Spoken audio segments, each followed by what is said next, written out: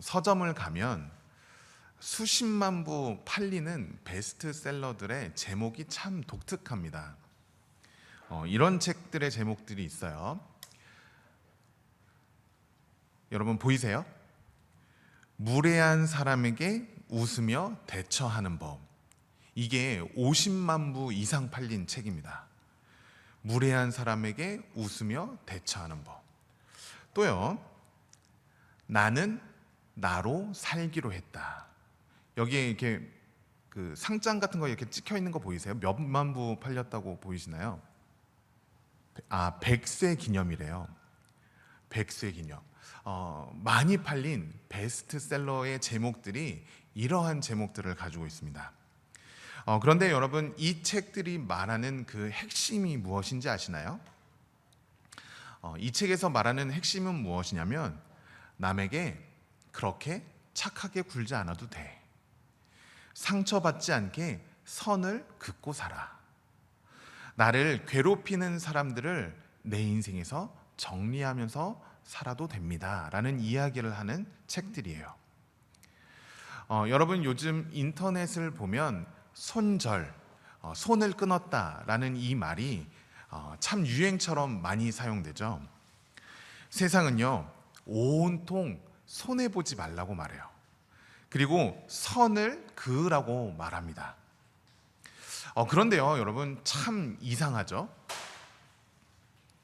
그죠? 이상하죠? 이상한 일이 참 일어나는 것 같습니다. 세상이 말하는 대로 선을 긋고 살아가면, 그리고 내 마음에 울타리를 이렇게 높이고 살아가면 내 마음이 편안해지고 평안해지고 즐겁고 행복하고, 나를 피곤하게 하는 사람들과 멀어져 살면 행복할 것 같지만 오히려 점점 더 고립되어지는 마음을 느낀다라는 것이에요. 왜 그럴까요?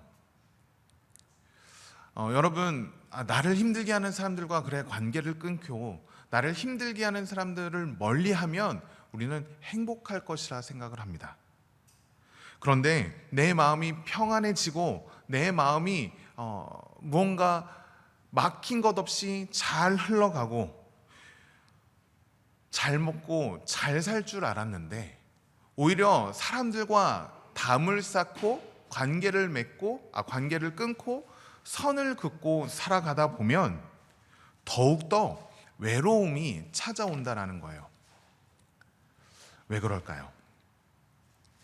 물론 여러분, 그렇다고 나를 힘들게 하는 사람들과 억지로 함께 살아가라는 말씀은 아닙니다. 또요, 상처를 주는 사람들에게 억지로 그들과 부딪히면서 살라는 이야기는 아니에요. 우리도 사람이기 때문에 인간관계 속에서 삐걱거릴 때가 있어요. 때로는 거리를 두어야 하는 사람들도 분명히 있습니다.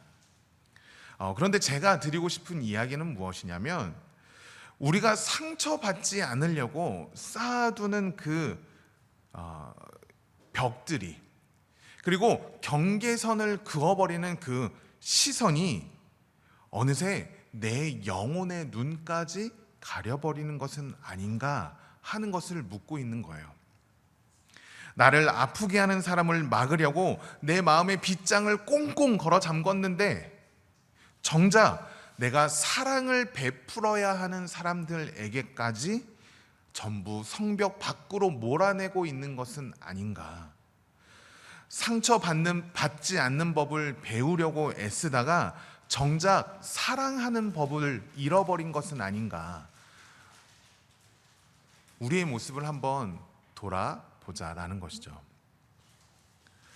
여러분, 이런 것들을 생각해 보면 우리를 창조하신 하나님은 어쩌면 우리가 홀로 지내는 것을 원치 않으신 것은 아닐까 하는 생각을 하기도 합니다.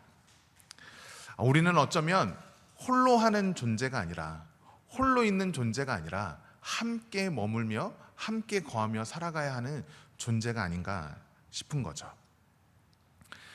오늘요, 여러분들과 함께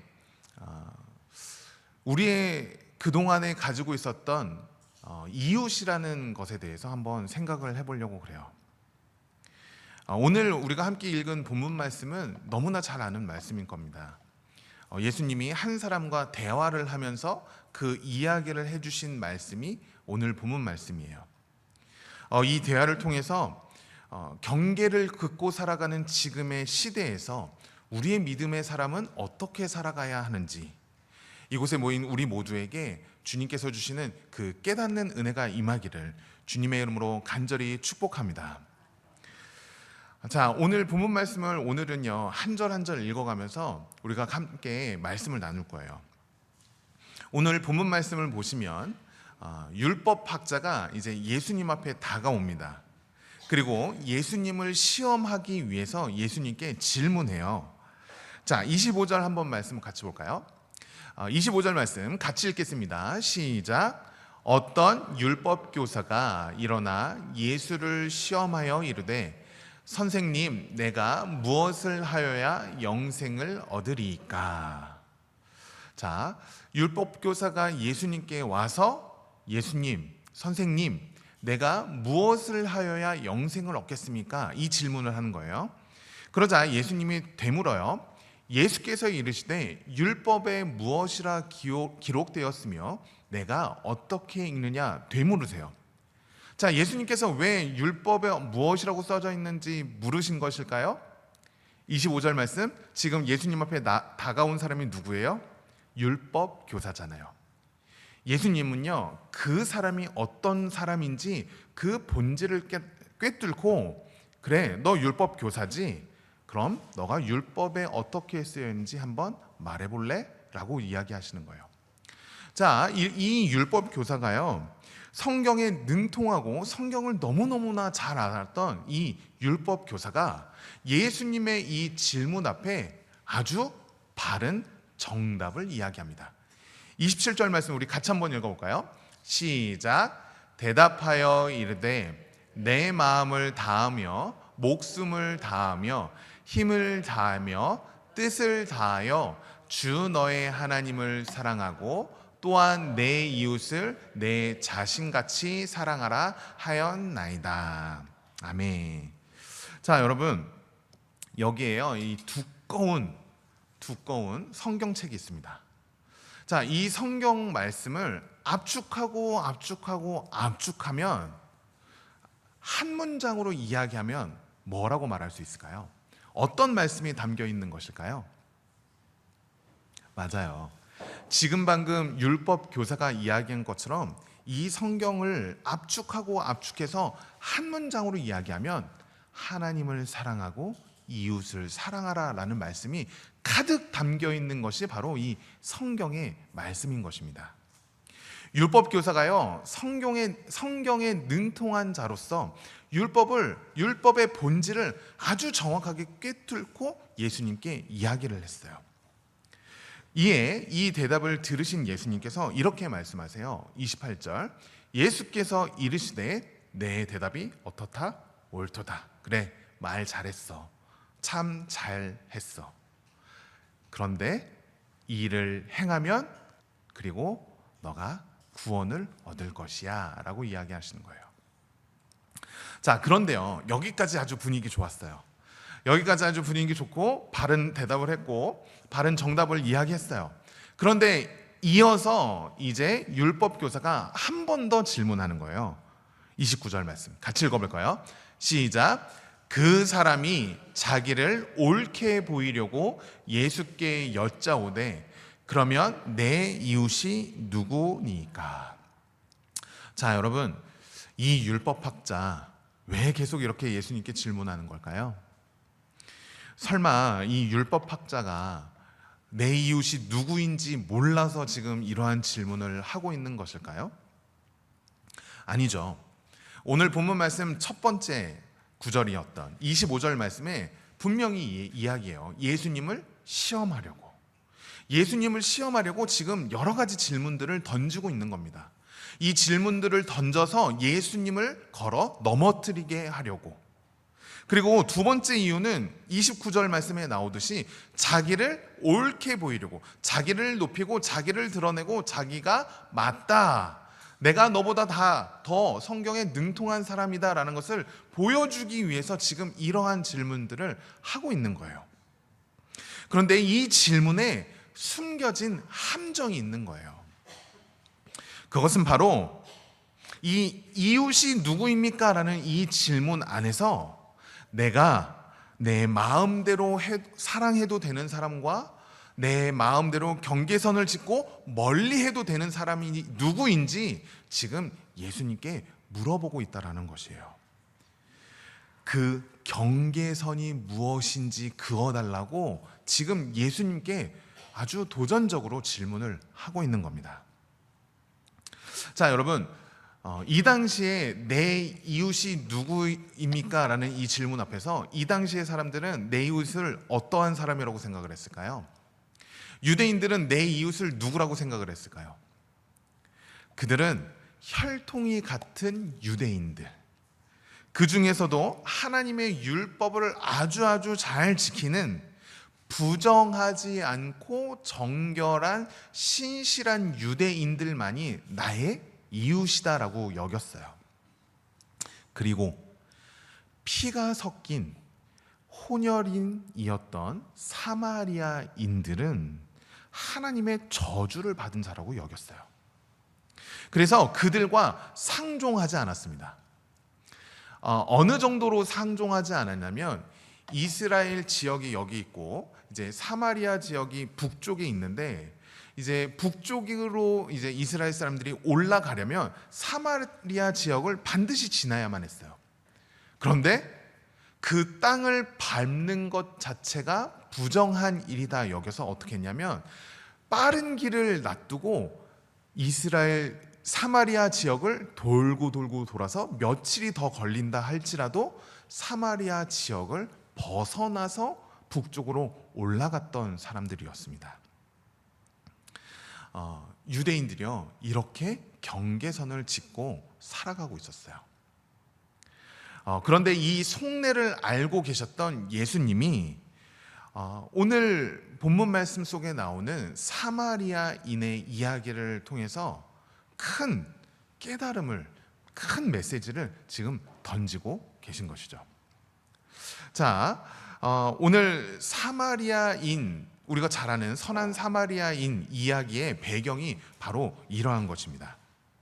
자, 이제 율법 교사에게 예수님이 이야기하시는 선한 사마리아인의 이야기가 무엇인지 우리가 또 한 절 한 절 볼 건데요.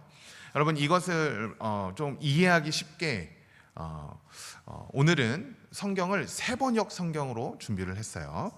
이야기처럼 이제 읽혀질 거니까 우리가 쭉 읽어가면서 선한 사마리아인의 이야기가 무엇인지 함께 살펴보도록 하겠습니다. 30절 말씀 같이 읽겠습니다. 시작. 예수께서 대답하셨다. 어떤 사람이 예루살렘에서 여리고로 내려가다가 강도들을 만났다. 강도들이 그 옷을 벗기고 때려서 거의 죽게 된 채로 내버려 두고 갔다. 마침 어떤 제사장이 그 길로 내려가다가 그 사람을 보고 피하여 지나갔다. 레위 사람도 그곳에 이르러 그 사람을 보고 피하여 지나갔다. 그러나 어떤 사마리아 사람은 길을 가다가 그 사람이 있는 곳에 이르러 그를 측은한 마음이 들어서 가까이 가서 그 상처에 올리브 기름과 포도주를 붓고 싸맨 다음에 자기 짐승에 태워서 여관으로 데리고 가서 돌보아 주었다. 다음 날 그는 2데나리온을 꺼내어서 여관 주인에게 주고 말하기를 이 사람을 돌보아 주십시오. 비용이 더 들면 내가 돌아오는 길에 갚겠습니다 하였다. 지금 이 이야기를 예수님께서 율법 교사에게 이야기해 주시는 거예요. 자, 이 이야기를 다 하시고, 이 이야기 다 이해가 되셨죠? 이 이야기를 하시고 이제 예수님께서 율법 교사에게 한 번 더 물어봅니다. 36절. 너는 이 세 사람 가운데서 누가 강도 만난 사람에게 이웃이 되어 주었다고 생각하느냐? 여러분, 지금 등장한 세 인물, 제사장, 레위인, 사마리아인, 이 세 사람 중에 누가 강도 만난 자의 이웃이라고 생각하시나요? 여러분들은 누구라고 생각하세요? 누구일까요? 그렇죠. 사마리아인이죠. 율법학자도요 이렇게 대답했어요. 37절 같이 읽어보겠습니다. 시작. 그가 대답하였다. 자비를 베푼 사람입니다. 예수께서 그에게 말씀하셨다. 가서 너도 이와 같이 하여라. 여러분, 이 말씀 보시면서 사실 좀 어색한 부분 못 느끼셨나요? 이 말씀 속에서도요, 이 율법 교사가 얼마나 완고한 사람인지 우리가 알 수 있어요. 자, 우리는 세 사람 중에 누가 강도 만난 자의 이웃입니까? 라고 이야기를 했을 때 우리는 누구라고 대답을 했어요? 사마리아인이요 라고 이야기를 했죠. 그런데 이 율법 교사는 누구라고 말해요? 자비를 베푼 사람입니다. 그 사람 입에 사마리아인이라고 언급하는 것조차 싫었던 거예요. 우리는 당연히 사마리아인입니다. 예수님이 사마리아인이라고 말씀하셨거든요. 사마리아인입니다 라고 말하지만 이 율법교사는 완악한 마음을 가지고 있던, 완고한 마음을 가지고 분명한 경계선을 짚고 있었던 그 율법교사는 자비를 베푼 사람입니다 고백하는 거예요. 여러분, 예수님께서 이 이야기를 통해서 우리에게 주시는 하나님의 말씀이 무엇일까요? 이 이야기를 통해서 우리에게 주시는 하나님의 그 메시지가 무엇일까요?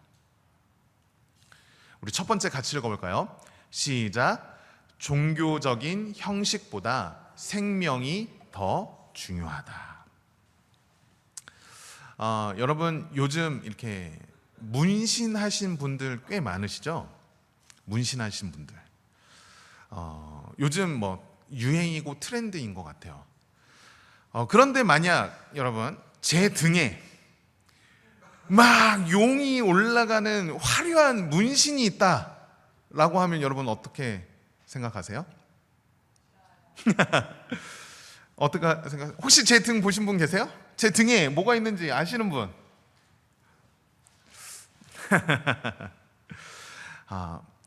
어떤 목사님, 우리나라에 계신 목사님은 아니신 것 같아요. 어떤 외국에 계신 목사님인데 그분은 마약 중독자들에게 복음을 전하시기 위해서 일부러 문신을 하고 그 마약 중독자들 사이에 그들에게로 뛰어 들어가신 분이 계세요. 죽어가는 영혼을 살리기 위해, 죽어가는 생명을 살리기 위해 종교적인 형식을 뛰어넘어 복음을 들고 그들에게 달려가셨던 것이죠. 잠깐만요. 지금 여러분들의 눈빛이 지금 그래서 목사님 등에 용문신이 있다는 거야 없다는 거야 이렇게 생각을 하시는 것 같은데 없습니다. 없어요. 제 등 깨끗해요. 아무것도 없어요. 수영장 가도 이제 시원하게 벗고 수영을 잘합니다. 여러분들 걱정하지 마시고. 얘들아, 없다. 목사님 등에 용문신 없다. 알겠지? 자, 오해하지 마시고요. 자, 여러분, 이 사마리아인 이야기에서 우리에게 하나님께서 주시는 이야기가 무엇이냐면 바로 종교적인 형식보다 생명이 더 중요하다는 거예요. 이 선한 사마리아인 이야기에서 나오는 레위인, 제사장 어떤 사람들인가요? 종교 지도자예요. 하나님께 예배하고 하나님께 제사를 올려드리고 말씀을 전하는 가문이요 혈통이었어요. 그런데 이들이 강도를 만나 죽어가고 있던 그 사람을 보고도 피해갔다고 말해요. 왜 그랬을까요? 물론 나름의 이유가 있긴 합니다.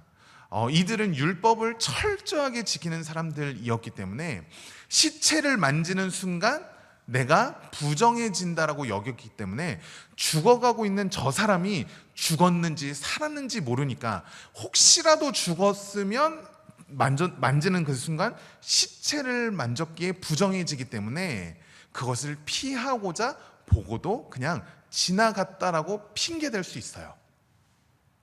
그런데 이것은 아까도 율법교사가 직접 이야기했던 하나님을 사랑하고 이웃을 사랑하라는 그 율법의 본질을 종교적 형식으로 뒤덮어버린 핑계일 뿐이라는 거죠. 율법의 심장인 그 긍휼과 사랑을 무시해 버린 거예요.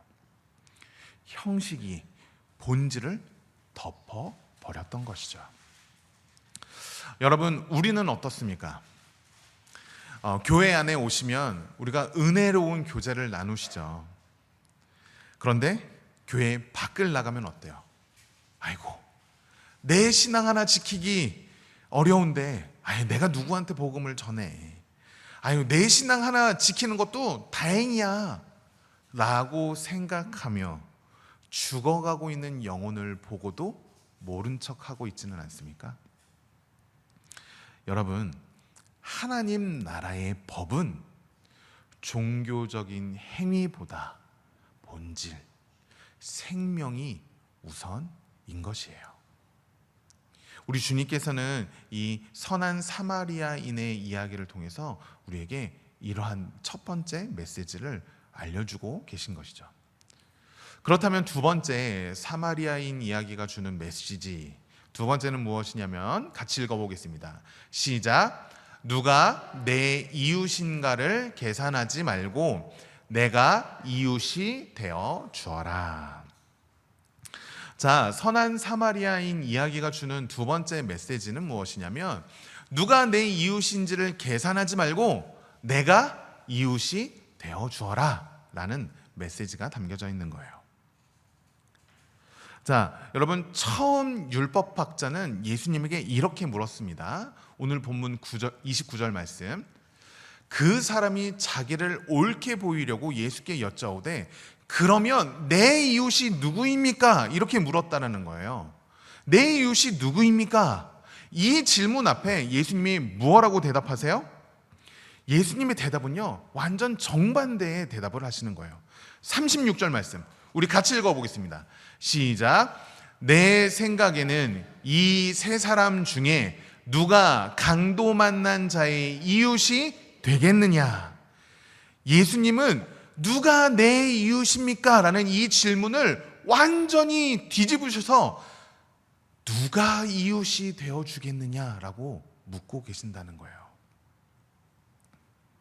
여러분, 이웃은 나에게 잘해주는 사람, 나에게 다가오는 사람이 이웃이 아니라 내가 먼저 마음을 열고 다가가 그들에게 손 내밀어 줄 때에 이웃이 되는 것이에요.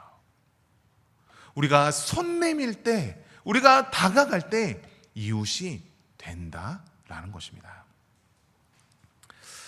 오늘요, 제가 이 말씀을 준비하고 묵상하면서 오늘 아침에 한 번 더 이렇게 말씀을 쭉 묵상하면서 갑자기 오늘 새벽에 하나님께서 저에게 막 찔림으로 주신 마음이 있어요.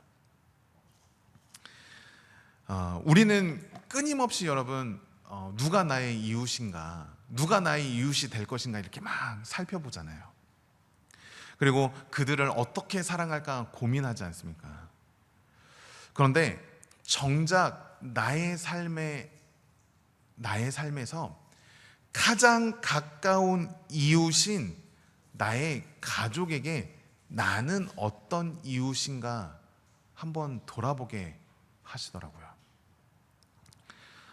여러분, 집에 들어가셔서 집 문을 열고 마주하는 나의 가족, 우리의 자녀들, 우리의 남편, 우리의 부모님, 우리는 그들에게, 우리의 가족들에게 어떠한 이웃이 되어주고 계십니까? 아무런 조건 없이 사랑하고 선한 것을 베푸는 오늘 본문 말씀에 나왔던 선한 사마리아인처럼 우리 가족을 사랑하고 계신지, 아니면 힘들다고, 피곤하다고, 지쳤다고, 아프다고, 학교 가기 싫다고, 갈 길 바쁘다고 내 마음대로, 내 감정대로 행동하는 그러한 이웃인지, 혹시 우리는 우리의 가족에게 제사장, 레위인은 아니었는지, 제 마음에 막 찔림으로 하나님이 말씀을 오늘 주시더라고요. 가만히 돌아보니 제가 좀 그랬던 것 같아요. 가족이라는 이름으로, 내가 목사라는 이유로, 그래 나 목회하니까 우리 가족이 나를 좀 배려해 줘야 되는 거 아니야? 라고 저도 모르게 그러한 생각을 하고 있었던 것은 아닌가, 저의 모습을 돌아보게 되더라고요. 여러분, 주님은요 오늘 우리에게 동일하게 말씀하고 계십니다. 가족에게 사랑을 요구하는 자가 되지 말고 내가 먼저 그들의 눈물을 닦아주는 좋은 이웃이 되어주어라. 여러분, 우리는 살아가면서 끊임없이 누가 나의 이웃인가를 찾습니다. 나에게 친절을 베푼 사람이 나의 이웃인가? 나에게 선을 베푼 사람이 내 이웃인가? 내 이야기를 잘 들어주는 사람이 내 이웃인가? 우리는 끊임없이 누가 내 이웃인가를 찾아요. 그런데 예수님은 이웃을 찾으려고 하지 말고 내가 먼저 이웃이 되어주어라 말씀하고 계신다라는 것입니다.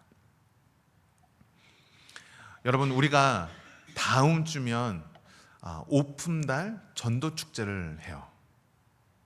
우리가 한 달 동안 태신자를 품고 기도하지 않았습니까? 바로 이것이 먼저 이웃이 되어주는 우리의 첫 발걸음이었어요. 이제는 그들에게 다가가 우리의 손을 내밀어 진짜로 그들의 이웃이 되어주는 우리 모두가 되기를 주님의 이름으로 간절히 축복합니다. 저는요, 우리 이 전도축제가 다음 주 한 번의 시간으로 끝내는 것을 원치 않아요. 다음 주일은 그저 내가 당신의 이웃이 되어 드리겠습니다라는 그 선포의 시간이고, 그 고백의 시작점일 뿐 다음 주가 끝이 아니라는 거예요. 계속적으로 다음 주를 시작점으로 삼고 계속해서 그들에게 다가가 먼저 인사를 건네어주고 내 시간을 쪼개서 그들의 이야기를 들어주고, 편한 사람만 찾아가지 말고 나의 도움이 필요한 사람들에게 찾아가 손을 내밀어 서로 먼저 이웃이 되어주어 주님의 사랑을 전하는 그러한 전도축제의 시작이 되길 원하는 것입니다. 간절히 바라기는 이곳에 모인 우리 모두가 오늘 선한 사마리아인의 이 말씀을 우리 마음에 새겨 누가 나의 이웃인가를 찾기보다 내가 먼저 그들에게 이웃이 되어주는 우리 모두가 되기를 주님의 이름으로 간절히 축복합니다. 우리가 그러한 삶을 살아갈 때 이곳에 온전한 하나님의 나라가 임할 줄로 믿습니다. 나의 삶 가운데 하나님께서 기뻐하시고 하나님께서 원하시고 하나님이 영광 받으시는 그러한 참된 제자의 삶을 살아가게 될 줄로 믿습니다.